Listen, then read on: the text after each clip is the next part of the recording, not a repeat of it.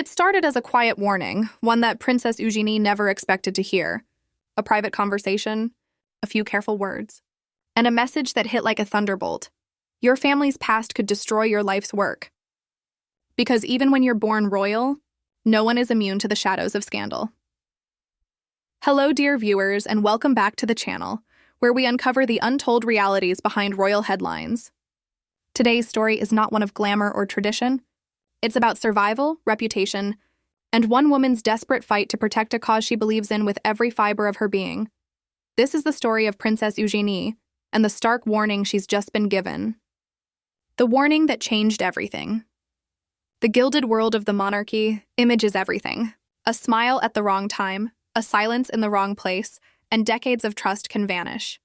And now, experts are saying that Princess Eugenie's greatest mission, the fight to end modern slavery, may be in danger, not because of her actions, but because of her last name. Behind palace walls, a respected PR advisor reportedly gave Eugenie a clear message. You must distance your work from your parents, or risk losing everything you've built. A princess with a purpose. For years, Eugenie has tried to carve her own path. No royal titles, no palace spotlight, just a young woman determined to make a real difference. Through her co-founded organization, the Anti-Slavery Collective, she has taken on one of the world's darkest realities, human trafficking and forced labor. Her mission is brave, global, and deeply personal. She's worked with survivors. She's spoken at summits. She's even confronted major corporations to clean up their supply chains. This is not symbolic charity. It's real-world change.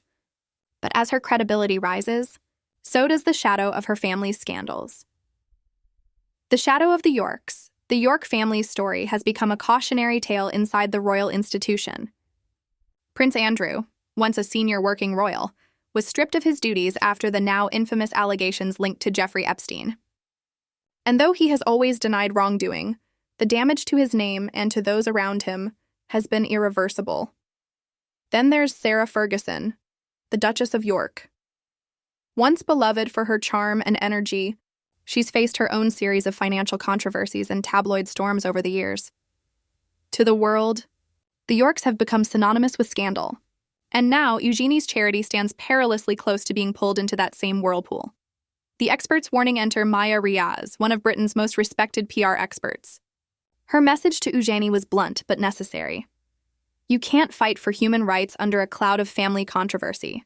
If you don't define your story, the media will define it for you. And she's right. Because in today's media landscape, perception is reality. Donors hesitate. Partners step back. The mission gets buried under clickbait headlines. Imagine trying to rescue victims of trafficking, while the press drags your family's name through the mud day after day. That's the impossible tightrope Eugenie now walks. Defining her own story. So what can she do? According to experts, Eugenie's next steps will determine whether her legacy survives or fades.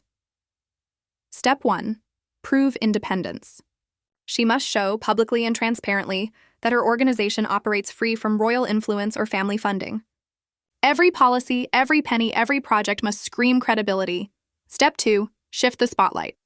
The charity's experts, survivors, and on-the-ground teams must become the voice of the cause, not the princess herself.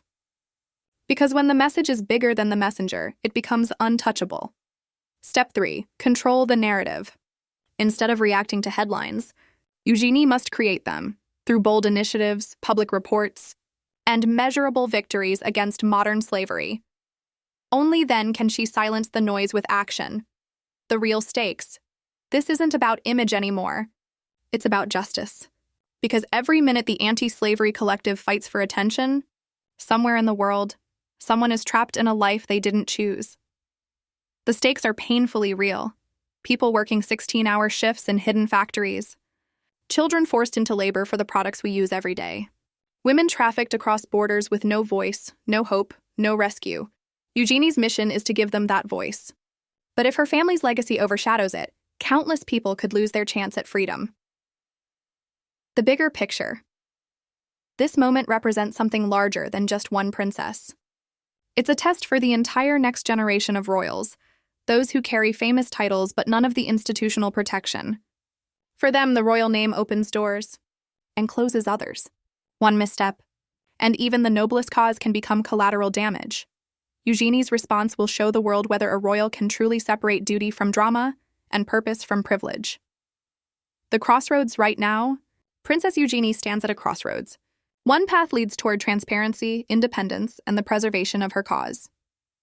The other leads into the same cycle that has consumed so many in her family's story, where public perception drowns out good intentions. The choice is hers. And the world is watching. In the end, history won't remember the scandals. It will remember who rose above them. For Princess Eugenie, this isn't about reputation anymore. It's about redemption. Not just for her family's name, but for the millions of lives she's fighting to set free. Because sometimes, the most powerful rebellion against a family's past is to build a future that's pure.